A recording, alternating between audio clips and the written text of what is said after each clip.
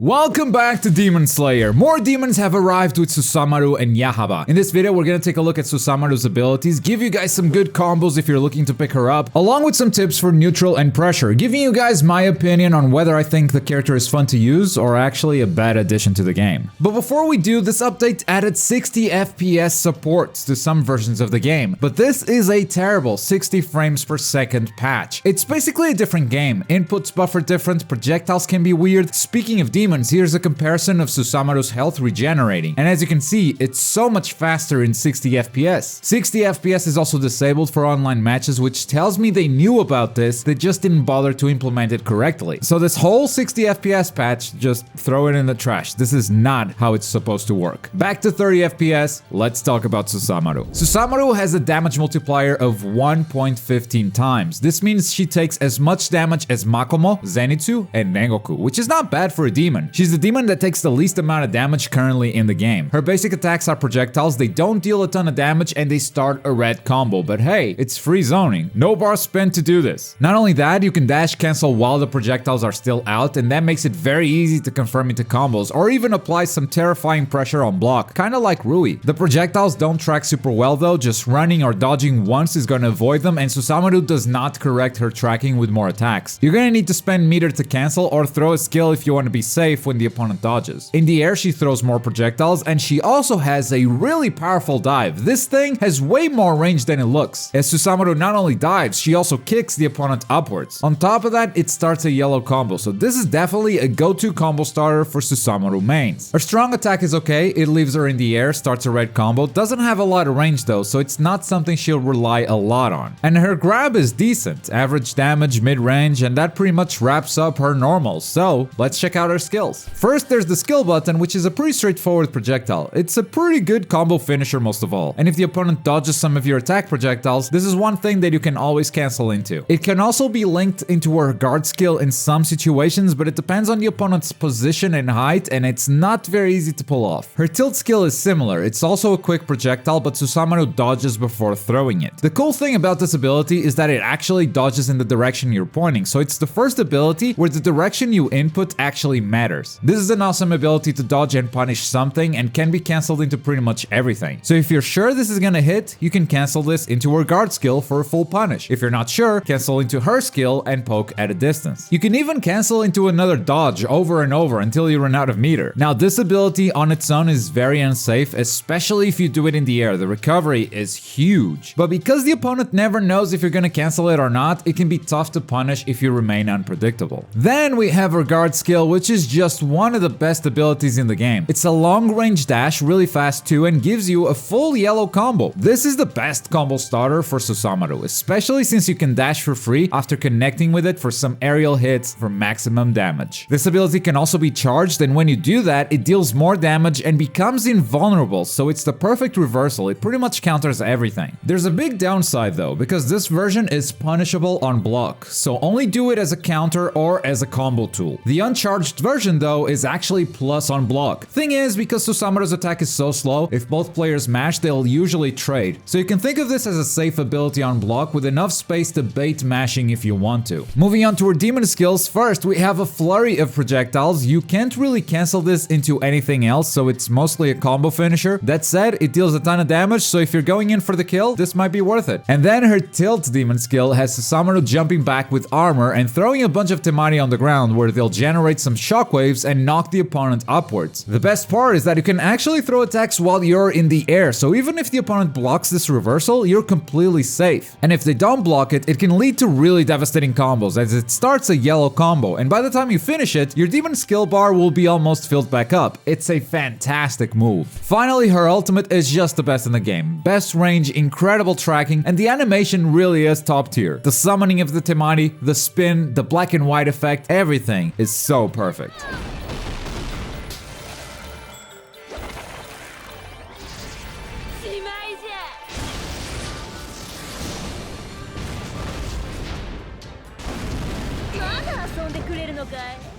Those are her moves, and now here are some combos if you're thinking of picking her up. From her projectiles, you can confirm into her guard skill, and from there go into the air and finish with her skill button for some quick damage. When you know you're punishing your opponent or countering some move, it's best to start a combo with a guard skill. This is what will lead to big damage with Susamaru. This loop can be a bit flimsy though because of the way guard skill behaves, depending on character height, so make sure to practice it a lot. When you're not sure if you're gonna punish your opponent, maybe it's best to start things out with a safer dash. And if it hits, you can start a combo like this. And of course, let's not forget the jumping tilt attack, which also starts a yellow combo for Susamaru and can net you some decent damage. As you can see, Susamaru's damage is very decent, but if you take into account how far from the opponent she can be when she starts a combo, I'd say it's actually very good overall. And she can get it without spending her demon skills. Even the combos that do spend her demon skills, usually it's towards the start of the combo, so they'll have time to regenerate during the actual combo, meaning she's not sacrificing her resource to escape combos when she makes a mistake. That said, Susamaru has a bunch of downsides that you constantly have to be aware of. First of all, the execution on these combos is a bit tougher than on most characters, mostly because of the way her guard skill works. It's very sensitive to the opponent's height, your charge time, and your distance. This means a bit of lag can ruin most of these combos easy. All that means is that you're gonna have to put in a lot of work. You're gonna have to practice the crap out of this. Another downside to Susamaru is how slow her first attack button is. Because it's a projectile, she doesn't have a real jab, which means she cannot punish a lot of abilities that would typically be unsafe. Up close, her attack button takes 7 frames to hit the opponent, and that's her fastest button. Most characters' jabs are only 3 frames, so more than twice as fast. Not only does this make things harder to punish, it also makes her very susceptible to resets, where usually you just mash the attack button when the opponent drops a combo. To me, this is Susamaru's biggest weakness and forces her to take the mix in situations that other characters don't have to. On block, using her attacks into dash cancels has proven to be very useful, but because her attacks aren't as wide as Rui's, the opponent can sometimes escape this type of pressure. But if you space it out correctly, you can be pretty safe from punishment. She loves push blocking and punishing opponents with her attacks. Her neutral is well above average with the ability to throw projectiles and cancel with a dash in safely with her guard skill, and the reward she gets on hit is really good too.